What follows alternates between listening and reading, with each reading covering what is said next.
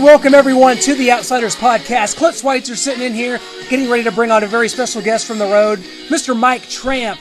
You guys remember him from White Lion. Several big hits in the 80s. Songs like When the Children Cry, Wait. They did a great cover of Radar Love. So many big hits, so many big songs from White Lion. And right now, guys, Mike is actually touring the U.S. by himself, driving around and setting up, playing acoustic shows. I think they've done 30, and his last one is tonight in Las Vegas before he heads off to Europe. He's just always been known as a very nice guy, a guy that's very genuine and very true to himself. And he just released an acoustic album that's very good called Cobblestone Street. We're going to talk to him about that. Talk to him about the status of White Lion. Such a great band, but his former bandmate Vito Bratta, of course, guitar player extraordinaire, has not really done anything musically since about 1991, and so we'll ask Mike what his thoughts are about Vito and maybe the idea of reforming White Lion. Of course, Mike did reform a version of White Lion, which was him and 4 hired members that went out starting in about 2005. Had a pretty good run, played some big shows over in Europe, played Rocklahoma in 2007 to a very big crowd and to a very good reception. And, Mike is a very dynamic frontman, very good singer and singer-songwriter. And I've always been a big fan of Mike's, big fan of White Lion, so this will be very interesting to be joined by Mike Tramp here on the road.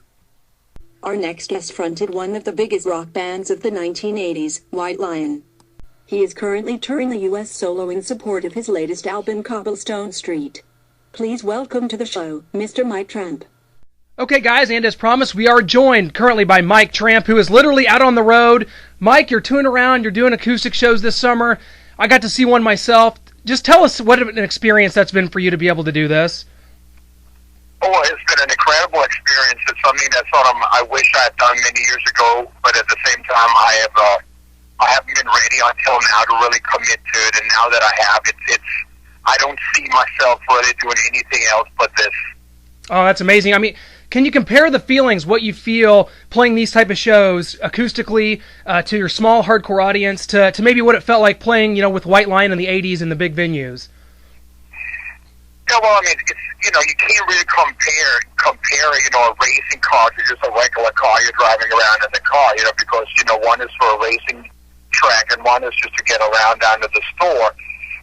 Like I said, the Mike Tramp of 1987, was a 26-year-old guy, and right now I have added another 25 years to my life, and all that experience and all that comfort and security and belief in yourself comes across when you're just standing there with an acoustic guitar and sing the songs about life and so and so.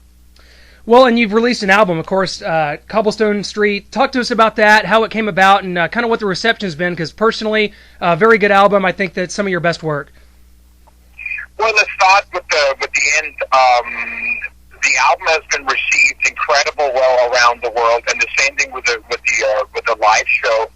The best thing about this is that everybody says the exact same thing. So there's no confusion, there's no doubt. Everybody knows what it is. The message that I bring out in my music, everybody understands loud and clear, and that is to me the greatest accomplishment.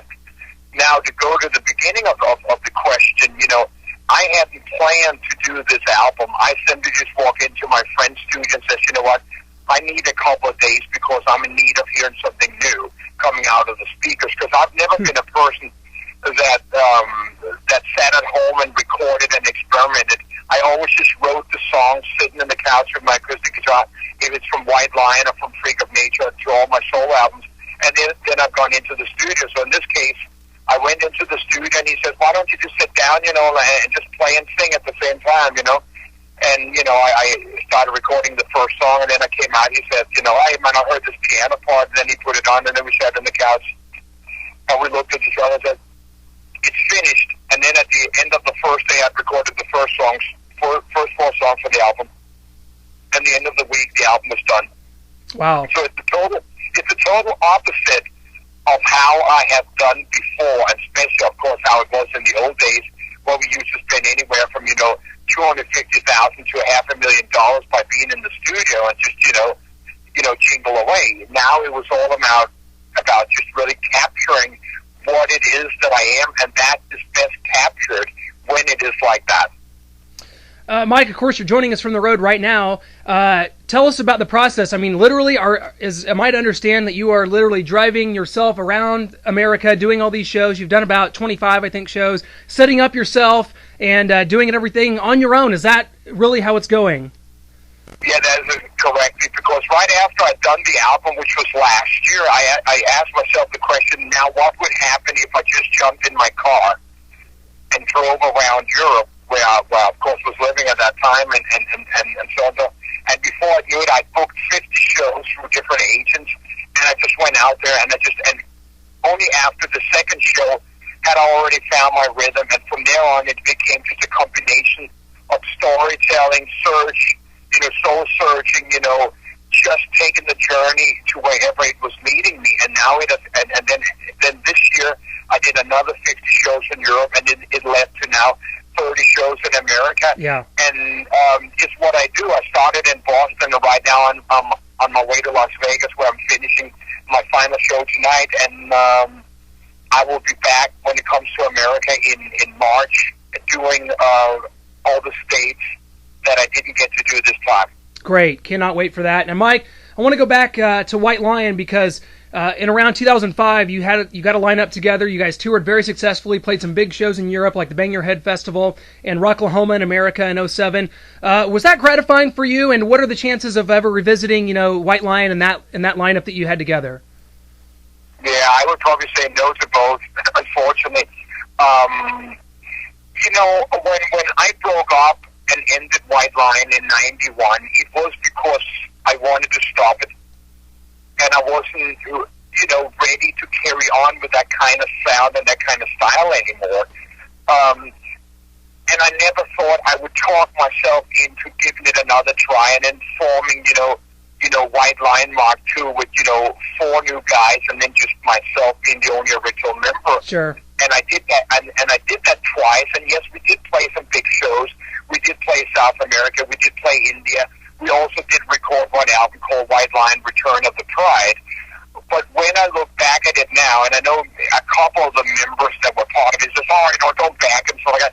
It just hadn't anything to do with the White Lion that I formed in 1983 and the White Lion on the 4 albums. It's just the fact I didn't know it. I didn't see it before it was too late. And now looking back at it, it's clear that that's the way it is.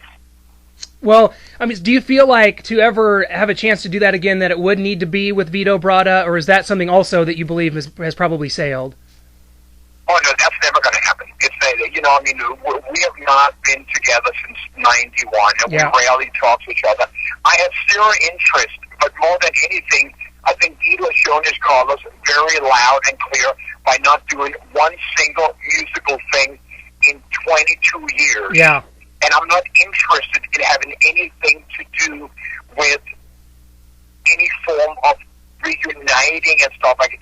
The way I play the White Lion songs on the acoustic guitar is a lot of the ways the songs were written and stuff like that. So I'm more paying heritage or homage to the songs and the words itself than trying to just going along with the name and stuff like that. I can't escape the name. There's not going to be one single venue that doesn't add the name White Lion to, if it's Mike Tramp from White Lion, or formerly of White Lion, or whatever it is. That's just a fact, and there's nothing wrong with that. I guess in reality, you will always refer to somebody, who did something by, adding a label to it. But in my case, I think that there's no fans out there that don't understand that Mike Tramp can stand by himself without adding the name White Lion to it. It doesn't mean that I can go in and because my goal is not to be, massive or sell out and stuff like that. I just want to exist happy with my music. Absolutely, and that's clearly the path that you're on right now. Cobblestone Street is great. As far as recording in the future, you talked about the process. You said you just kind of wanted to hear something, you went and recorded it. Cobblestone Street has been so well received. So is that the plan in the future? Just head on in there whenever you kind of feel ready and churn something out? Yes, that is the plan, because I have come to the place where I'm comfortable. And when I say comfortable, I'm not talking about a big lounge chair where you don't move your ass. I'm talking about a place where I feel secure, where I trust myself, where I'm able to be the best performer, absolutely, and give the people the most honest performance and delivery of my music. And once you get to that, you don't want to change that. You know, I'm so rewarded from this. I'm fulfilled every time I go to my hotel room after the show and says, wow, I have never felt like this in my life. How come such a simple thing can make me so fulfilled?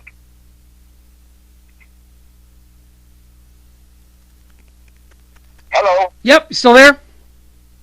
Yeah, so, I mean, you know, when it all really comes down to it, I think it's just that sometimes people are confused in that you build it up to that, a person is not happy until he lives in a big house and has 5 or 6 cars, including a mortgage and lots of bills that he can't afford. I'm the opposite. I almost just want a horse, a blanket, and a guitar, and then just all that. And unfortunately, you know, I have a little bit more responsibilities in my life since I have 3 children, et cetera, et cetera. But what I'm just getting at is that I am most comfortable with my 2 feet on the ground, knowing where tomorrow is going to take me, and just being my Tramp and not trying to be anything else.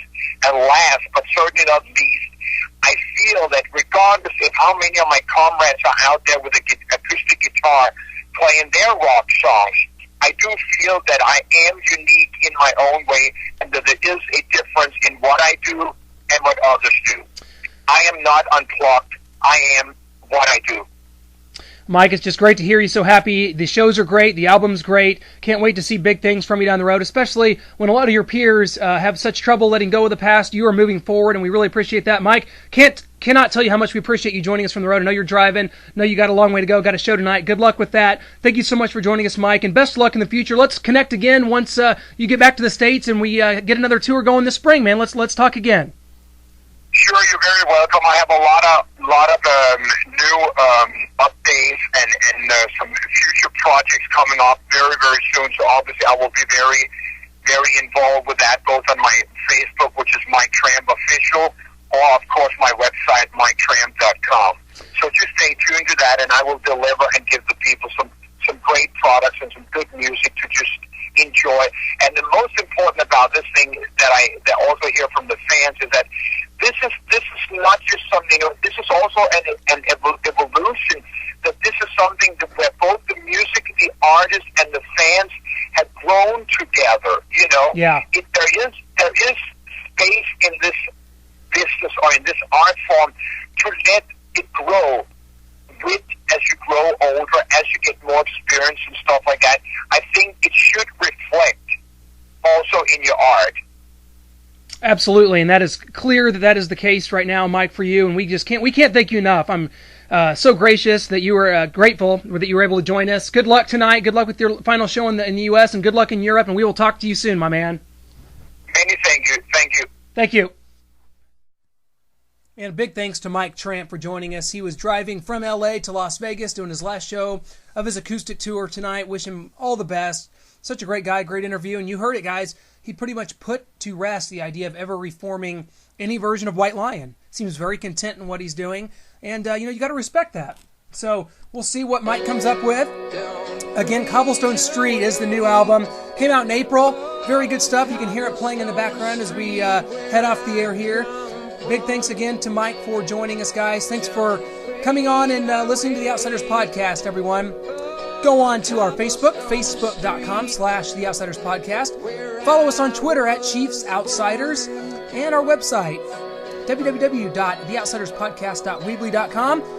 Thank you so much for joining us. Enjoy a little Cobblestone Street by Mike Tramp.